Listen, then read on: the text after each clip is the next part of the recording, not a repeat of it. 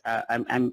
I mean, at least 200 para vacancies, and that includes classroom, but it includes all types of paras, and it includes the one-on-one paras as well.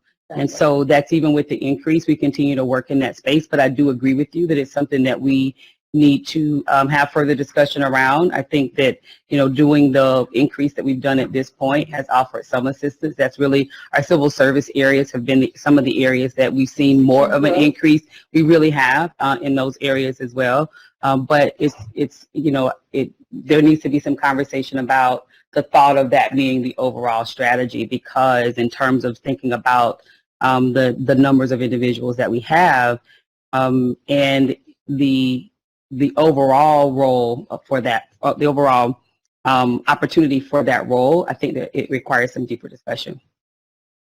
And then obviously when we start to talk about collective bargaining agreements coming up with language and what have you, things have to be kind of reassessed from that standpoint too. And again, security assistance is a concern of mine, and the paras. The other piece, I go back again, it won't happen this year, but again, I go back to crossing guards. I go back to finding ways to make or puzzle together part-time jobs into full-time jobs, and us having complete control over that. And I think that the security, I mean, I think that the crossing guards is a direction. Some bus drivers, I mean, there's dedicated buses, dedicated bus drivers. There's ways to create personnel opportunities that make us much more competitive. But Vice President?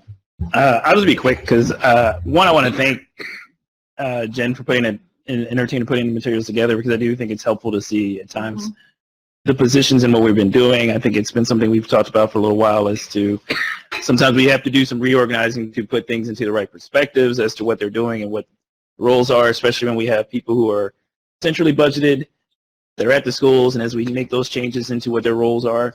But I also, kind of piggybacking on your point here, though, I think there's a lot of misunderstanding sometimes in our community that we simply did not hire, as if these positions were things we chose not to hire for, when in fact it's just a struggle right now to hire for a lot of these positions. And I think like nursing is another example, but crossing guards is one that we've been doing this conversation since we came back to being in the building, at least. That's right.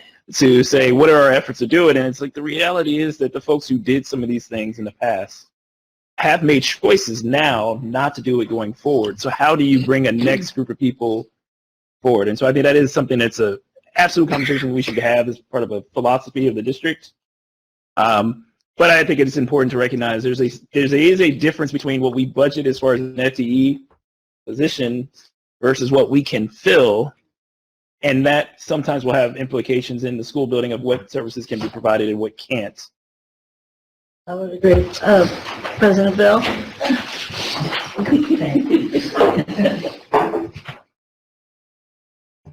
Quite a few conversations.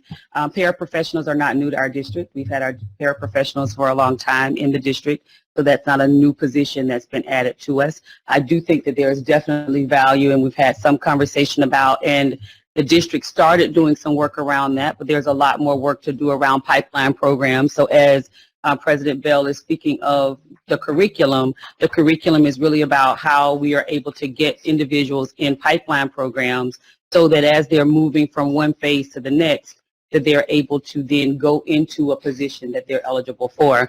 And I also see an opportunity with what's being shared, and I don't know where we've been in this space, but hearing her speak made me think about our recent graduates. As we think about some of the positions that we have available in the district, how are we looking at recent graduates, or how are we reaching out to recent graduates that may or may not be working right now? And so, you know, looking at that as some opportunities. So those are some things, that's a short-term win, a short-term idea that we can do now is reaching out to graduates to share with them the opportunities that we have for employment for them right now in the district. Some may be in college, but there's also a part-time opportunity for them as well. So I do think it's a much greater conversation because there is value across the board, but we know that we also have to continue to work to get done what needs to get done for our students in classrooms, even if, to your point, that it's not as if we're not filling the positions, it's as if we have in the bodies the personnel to fill the position. So I think that that's the difference, and that shouldn't be the misconception. And I would add